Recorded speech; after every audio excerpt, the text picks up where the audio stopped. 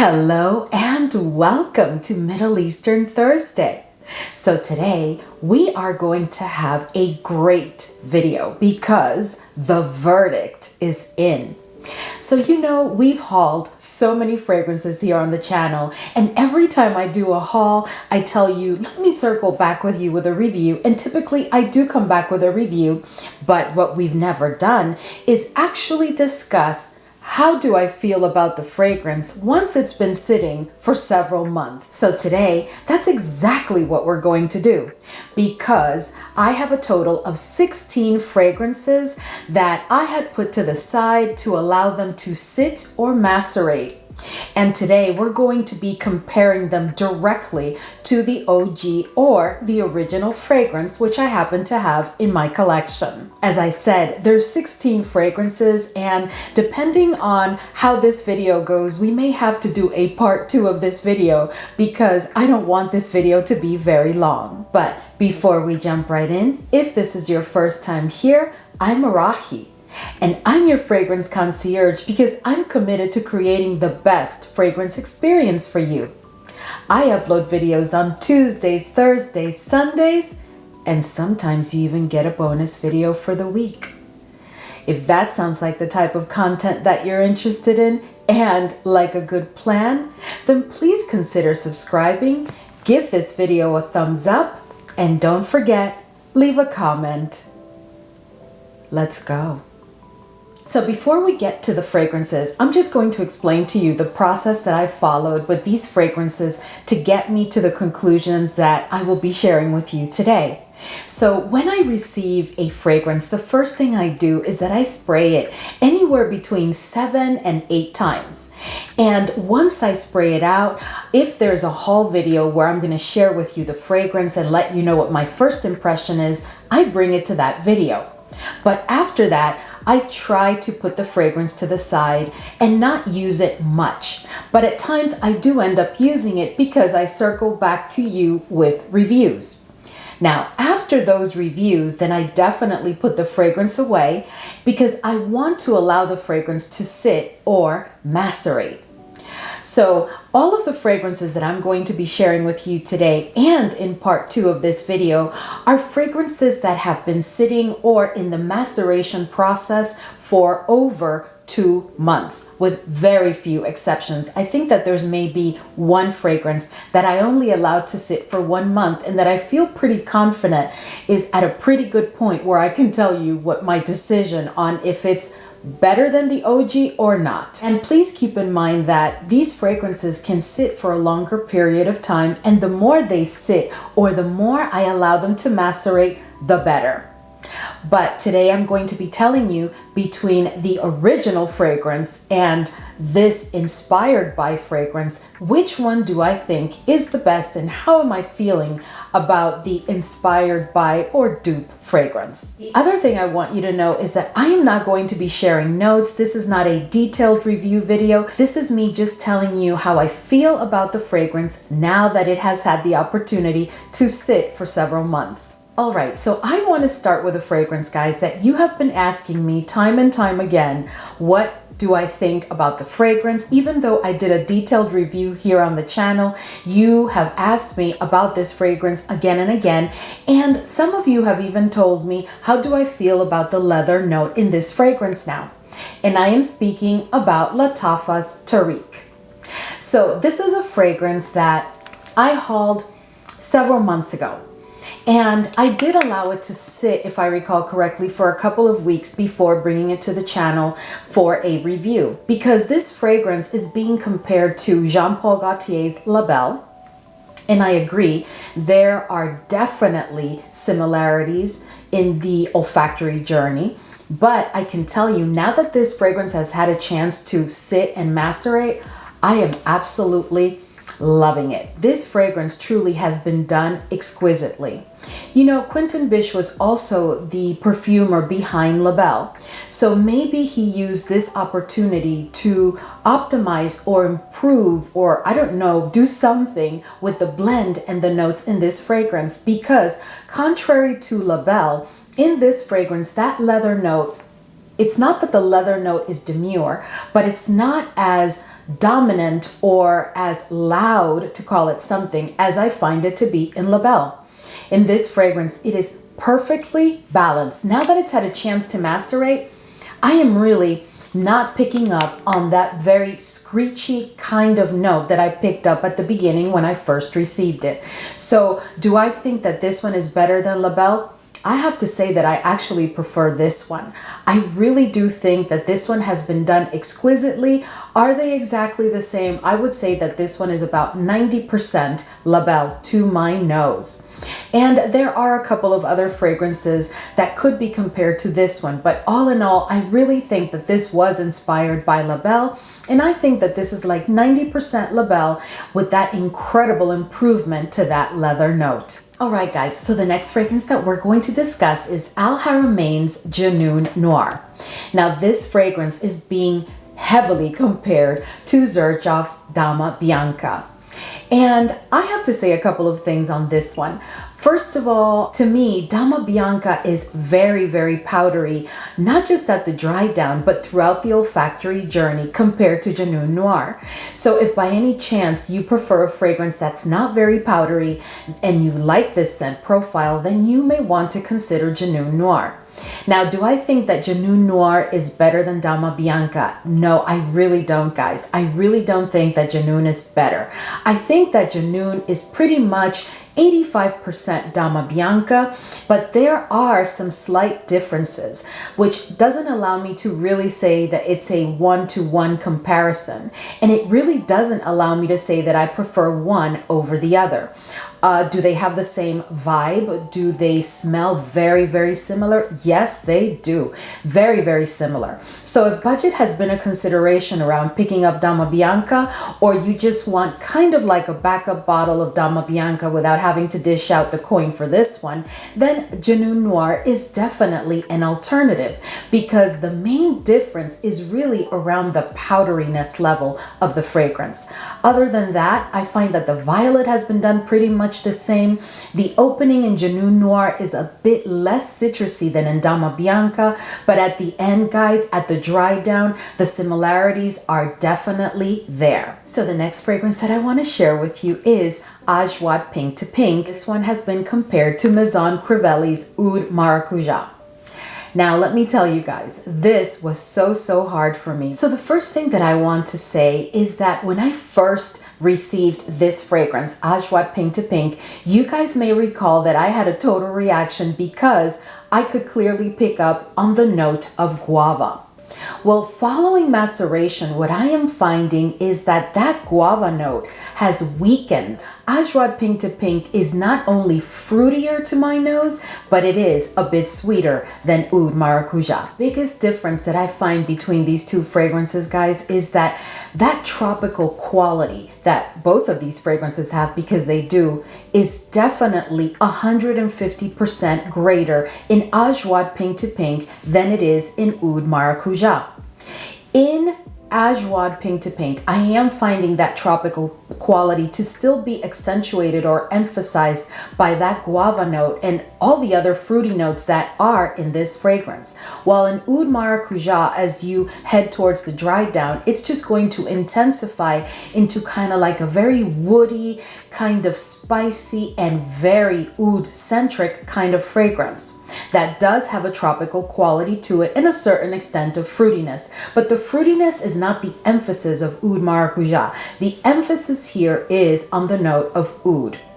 Now, in AJWAD Pink to Pink, I can tell you that this fragrance still gives me such a strong, it's actually intensified after maceration, such a strong tropical feel coming straight out of the fruits. The other difference that I wanted to speak to is the level of animalic quality to each fragrance. Without a doubt, guys, the one that is most animalic to my nose, and by a long shot, is Oud Maracuja. I do love that animalic quality that this fragrance has, but I have to tell you that in AJWAD Pink to Pink, that animalic note has been contained quite a bit, giving way to that more fruity, a tad sweeter, less oud, and definite tropical vibe in AJWAD Pink to Pink. I am going to tell you that I absolutely love AJWAD Pink to Pink. This is a fragrance that guys, for the summer is perfection. And now that it's had a chance to macerate for me, I am like loving it.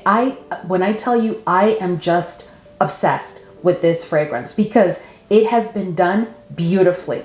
And do I think that they both like fit the same bill or occupy the same space within my collection? No, absolutely not. Because I am getting two very different things at the dry down from these fragrances right now. Do they have similar vibes? Yes, they do. But these fragrances are definitely, to my nose and on my skin, they are not the same.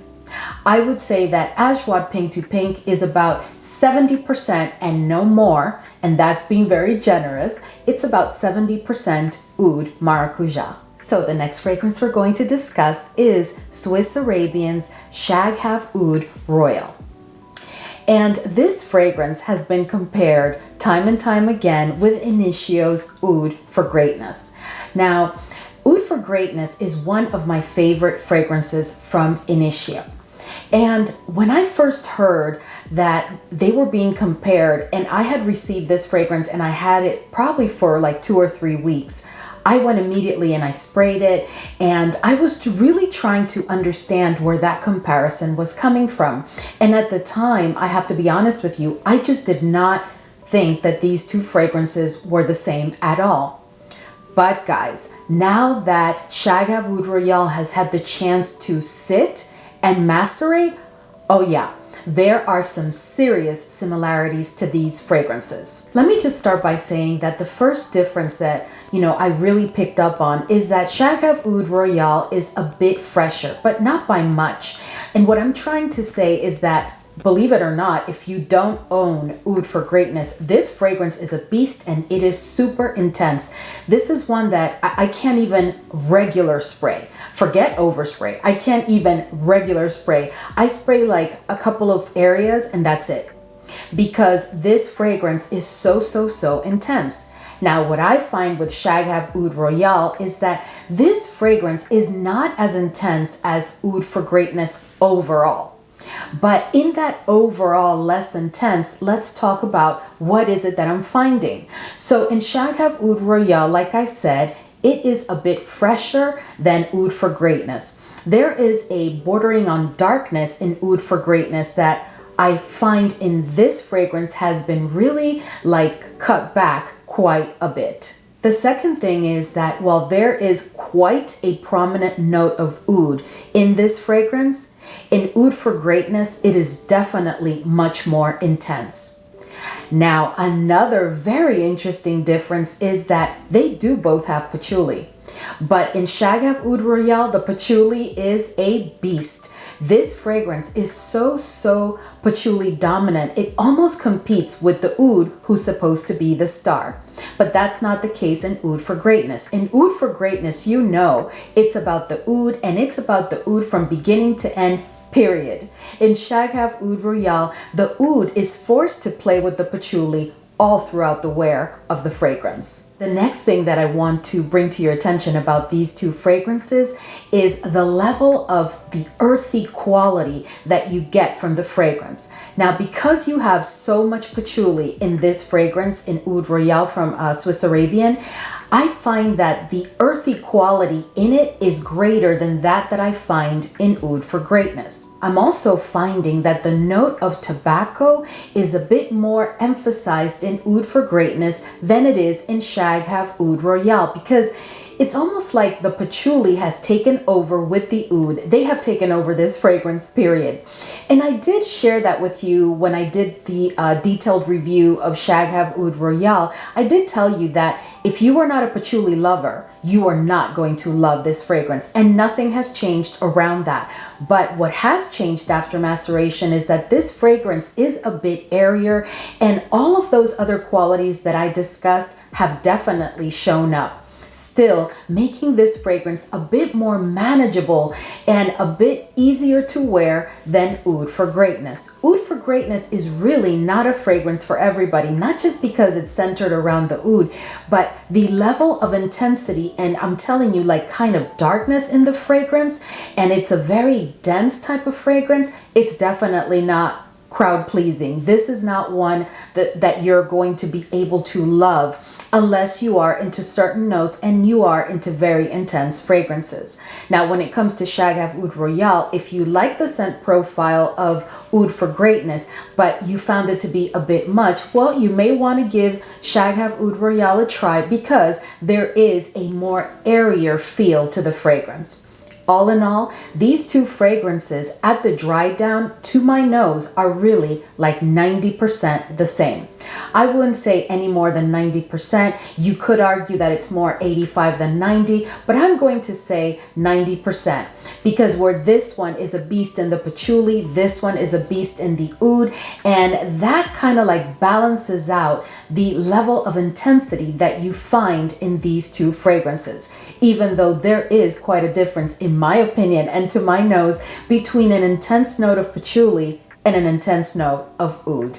Needless to say that these two have the exact same performance. And if I had to say that one is beastier than the other, still Oud for Greatness wins that battle. All right, so the next fragrance that I want to discuss with you is December Vanilla. Now, December Vanilla has been compared to KAYALI's Vanilla Royale Sugared Patchouli. Now, I can tell you that of all the fragrances that we're going to cover today, I think that these two are the most spot on. Because I'm going to start by saying that to my nose, these two are like 95% the same.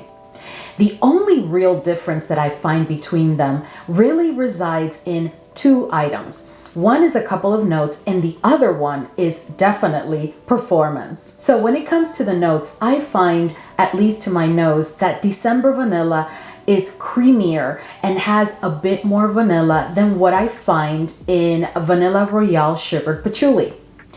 In Sugared Patchouli, I find it to be a bit boozier than in Vanilla Royale. It is very, very clear to me that this is a boozier fragrance. The note of rum has been emphasized in such a way in Vanilla Royale Sugared Patchouli that really I don't find in December Vanilla. December Vanilla, guys, is all about the vanilla. I would say that this fragrance is also vanilla-centric, but there's such a beautiful balance and mix of different notes.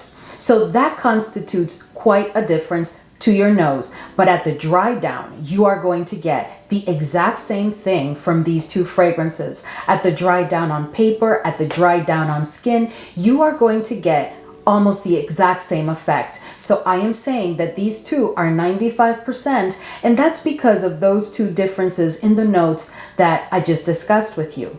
Now, the real difference between these two fragrances really resides in the performance. So we all know that some of the fragrances from KAYALI, because I do have some KAYALI fragrances that perform really well on my skin. But this is one where I get probably 6 hours at the most. Now, when it comes to December Vanilla, now December Vanilla is not a beast on my skin, but it definitely gets me 8 hours with no problem. And I think that that is the key difference between these two fragrances. Do I think that one is better than the other? Well, if budget is a consideration, I would definitely recommend December Vanilla just because it performs better. But would I say that I prefer one over the other? Not really, because again, that difference in the notes and how they develop through the olfactory journey is not enough for me to be able to say that I prefer one over the other. To me, these two are so similar, guys, that you know, there's really like no point saying which one I prefer. Now, has December Vanilla come a long way in the maceration process than from the first time I tried it? Not a long way, but it's definitely more and more spot on to the KAYALI fragrance than it was from the beginning. All right, so the next fragrance that I want to discuss with you is LATTAFA's BADEE Al Oud Honor and Glory, and this one has definitely been compared to Bond No. 9's TRIBECA. When it comes to these two fragrances, there are some differences, and they're not negligible differences to my nose at all. First and foremost, let's talk about the sweetness, because the sweet levels are very different in these two fragrances. Badee Al Oud Honor and Glory, to my nose, is a very sweet fragrance. Is it like sweet to the point that it's like obnoxious and cloying? No, no, no.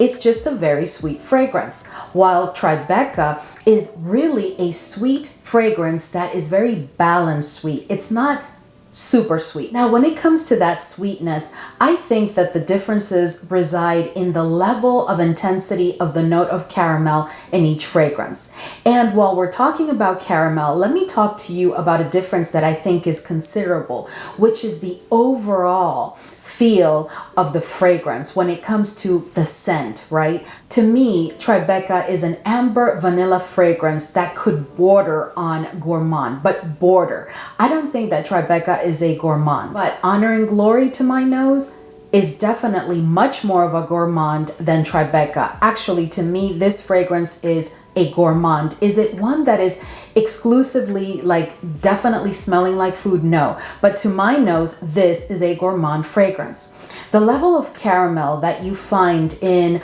Honor and Glory is so much more intense than that you find in TRIBECA, immediately creating a considerable difference. Along with that, I find that Honor and Glory is nuttier than TRIBECA. Again, this fragrance was almost designed, if not designed, to truly be a gourmand, while TRIBECA wanted more of like a balance. It has more of a balance around those gourmand kind of notes like the caramel, the cacao, the nuttiness, compared to the white florals, because the white florals step in TRIBECA in a way that they'd never, to my nose or on skin, ever appear in Honor and Glory.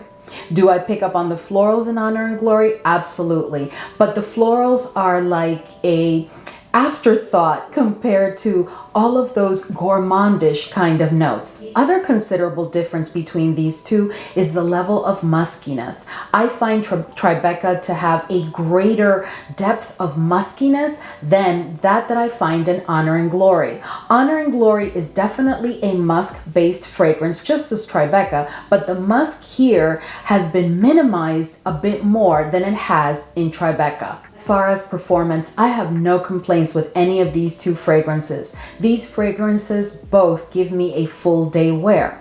So which one would I prefer? It really depends on what you're looking for. If you want more of a gourmandish type of feel and scent to your fragrance when it comes to caramel and nuttiness and vanilla and muskiness, against a backdrop of white florals, then I would definitely say Honor and Glory is your fragrance. But if you want something where you are going to pick up in a very balanced and almost equal way on that tad bit of gourmand quality, while also the white floral showing up upon a very ambery fragrance that is also musky, then you may want to go with TRIBECA. Do I think that one is better than the other? I just really don't think that they're exactly the same. So I can't even say which one is better than the other. I would say that these two, to me, no more than probably 75% the same. But to my nose and on skin, these two are not the same. They are very similar. Not super similar, but they are very similar, and the scent profiles almost want to be the same, but I'm telling you, the gourmand quality of this one does not really allow for that. So the next fragrance that I want to share with you is EMIR's Fire Your Desire. And as you may recall, the fragrance that this one is being compared to, of course, is Kilian's Angel Share. Now, Kilian's Angel Share is a fragrance that, oh my goodness, so many fragrance houses have tried to dupe it. So many fragrances out there were supposedly, allegedly inspired by Kilian's Angel Share. But I have to tell you, of the ones that I have tried, and I have tried about 3 others, I can tell you that the most spot-on fragrance that I have found is EMIR Fire Your Desire. I still remember when I hauled it with you and I sniffed it for the first time, I just could not believe that it was so exact to Angel Share. These two fragrances have very minimal differences. They truly do smell exactly the same. Exactly the same. Now, if I want to be analytical about it, and of course during the testing and comparison of it, I did find a couple of differences, and let's talk about that. So we all know that Angel Share is a very boozy fragrance, right? And that is part of what we love about Angel Share. Well, I find that between these two fragrances, Angel Share is still the booziest of the two. Not by much, but it is definitely boozier than Fire Your Desire. Fire Your Desire focuses more on the woody aspect and the spicy aspect with a very large emphasis on the note of cinnamon. In Angel Share, you do get the woodiness and quite a bit of it, and you do get the spiciness, and the cinnamon is a star. But between the two, I would say that Fire Your Desire is a bit woodier, which is why I think that at times it's been compared to Maison Margiela's Fireplace, because you do get that like fireplace. If you're really burning fire with wood, you are going to get kind of that feel from this fragrance. But at the end of the day, guys, this fragrance to me was really inspired by Angel Share because they are almost exactly the same. The other difference that I did pick up on is that Angel Share has more vanilla for sure than, again, Fire Your Desire, because Fire Your Desire is more about that woodiness and the smokiness and that cinnamon. And yes, it does have a good bit of vanilla, and yes, it is boozy, but at the end of the day, Angel Share is definitely boozier and has much more vanilla. Other than that, I can also tell you that because, of course, Angel Share has more vanilla, it is a tad sweeter, but just a tad sweeter than Fire Your Desire. But these two fragrances, guys, they are 95% the same. They truly are almost the exact same fragrance. Now, between these two, which one do I prefer? I definitely still prefer Angel Share, because the level of booziness in Angel Share and the balance with the vanilla and all the other notes involved and that cinnamon, they're done exquisitely. And I really do love Fire Your Desire, and I'm very happy that I picked up this bottle. But at the end of the day, when it comes to this scent profile, I think Angel Share is still one that I prefer a little bit more. But if I didn't have Angel Share, I would definitely be loving and focusing exclusively on Fire Your Desire. Let me know if you've tried these two and your thoughts. All right, guys, so the next fragrance that I want to discuss with you, and maybe the last one that we'll cover for today, but let's see, is TOLEEN from the Niche Emirati collection. And this fragrance was supposedly, allegedly inspired by Armani Prive's Rose d'Arabie. Now, if you've been with me for any amount of time, you know that this fragrance is my favorite rose fragrance, followed very closely by Ahmed Al-Maghribi's Bidoum Essam. This fragrance, guys, is a fragrance that if you are a rose lover, you have to get your nose on it if you've never tried it, because it is unbelievable. I felt also a certain kind of way comparing these two, because when you have a fragrance that has been at the top of your list and is a lifer fragrance for you, it is very hard to even consider for a moment that there could be another fragrance that could either take its place or could be just as exquisite as your loved one. But I can tell you that with these two fragrances, there are differences. First and foremost, in Rose d'Arabie, you find a different type of rose than the rose that you find in TOLEEN. In Rose d'Arabie, the rose is a completely mature rose. Does that make this fragrance smell dated or antique or anything like that? No. It's just that the rose here is clearly a rose that is mature. It has already bloomed, it has been sitting for several days, and it started to develop that sweetness that a mature rose will emit in its scent. When it comes to TOLEEN, this rose for me is a young rose. And that right there creates quite a difference between these two fragrances, because I find TOLEEN to be a bit airier than Rose d'Arabie. There is a density and a thickness, to call it something, that I pick up on whenever I spray Rose d'Arabie. And then it immediately becomes that very strong and dominant rose note that will be with you through dry down and all throughout your wear. In TOLEEN, that young rose does not create that same effect whatsoever. The rose is dominant also in this fragrance, but at times it does exchange with other notes that you find in the fragrance. Another great difference is in the level of oud of these two fragrances. Rose d'Arabie is truly an oud and rose fragrance. I mean, that's what it is. But when it comes to TOLEEN, I find that the oud, while it's still a rose and oud fragrance, the oud is not very emphatic. I actually find maybe like the patchouli in TOLEEN has been really blended very nicely with the oud, creating just a bit of a different effect than that you find in Rose d'Arabie, because in Rose d'Arabie, the fragrance is centered around the rose, followed by the oud. Another considerable difference is in the note of patchouli. The note of patchouli in Rose d'Arabie wanted to be dominant, but the oud did not allow it. But what the patchouli does bring to Rose d'Arabie is an earthy quality that is undeniable. You will know that it's coming from the patchouli. In TOLEEN, the patchouli has been blended and balanced very nicely. At no point in the olfactory journey does the patchouli take over the note structure in TOLEEN. Oh no. Is there an earthy quality in TOLEEN? Yeah, there is, but it's very faint. It's very light.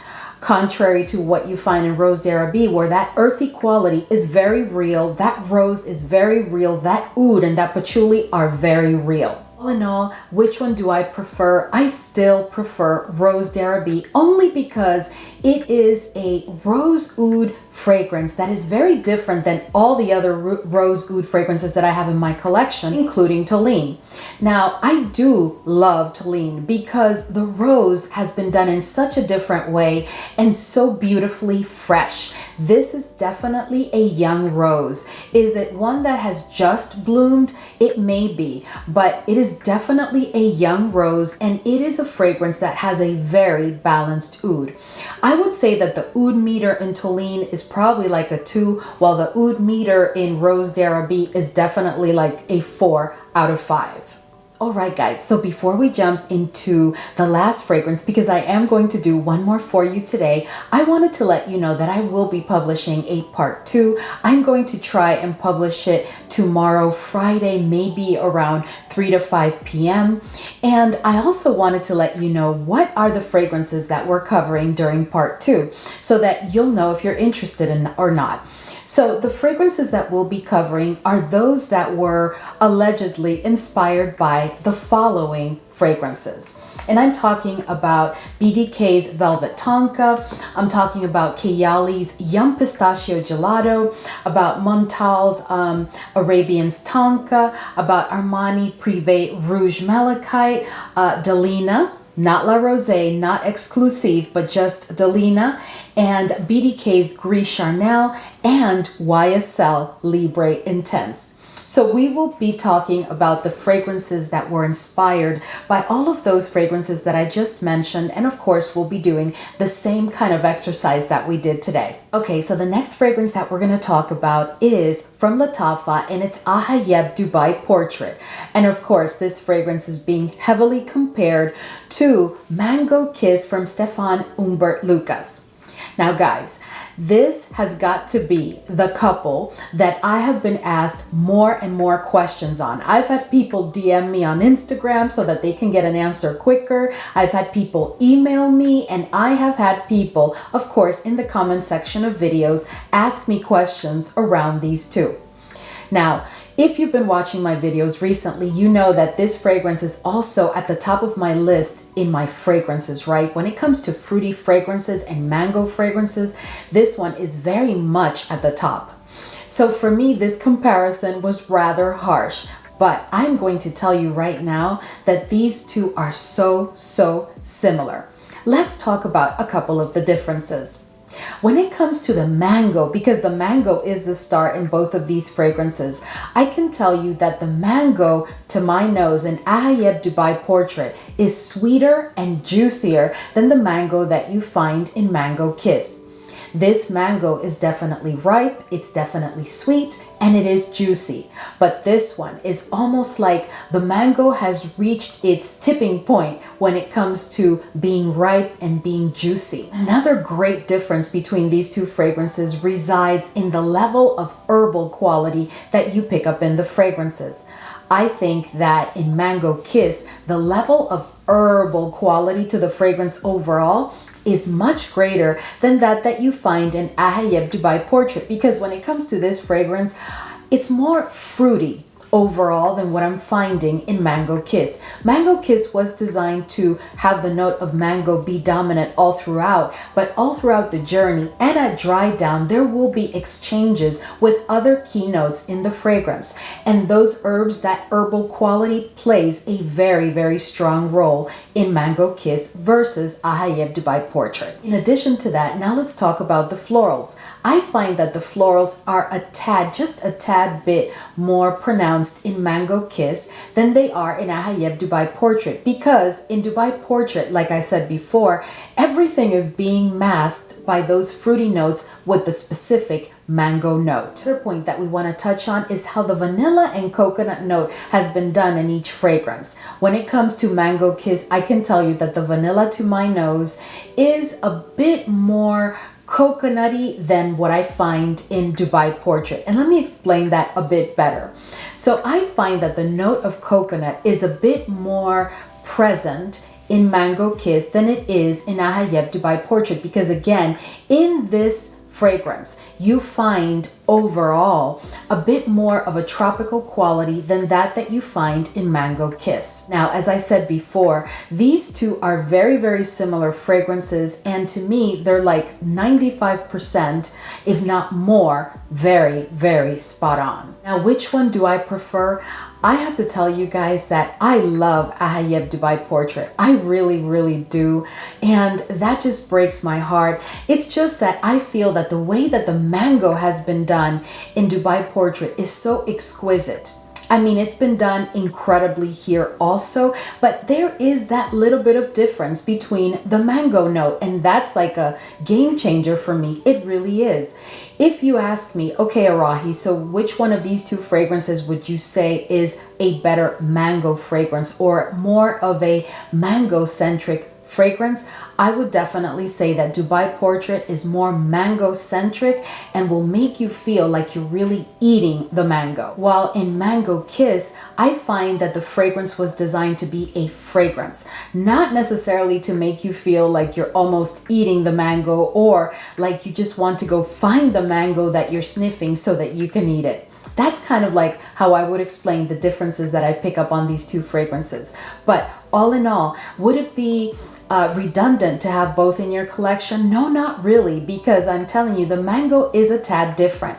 And personally, I just love the note of mango so much that I would love, to have both in my collection, which I do. But when it comes to budget consideration, I say that if you go for Dubai Portrait, you just can't go wrong. You've got yourself Mango Kiss, just with a couple of slight differences, but overall at the dry down and throughout your wear, you're going to get pretty much the same fragrance. All right, guys, so we've reached the end of today's video, and I hope that this was enjoyable for you, because this was not super enjoyable for me. It was a little bit hard to have these conversations about some of the fragrances that I absolutely love.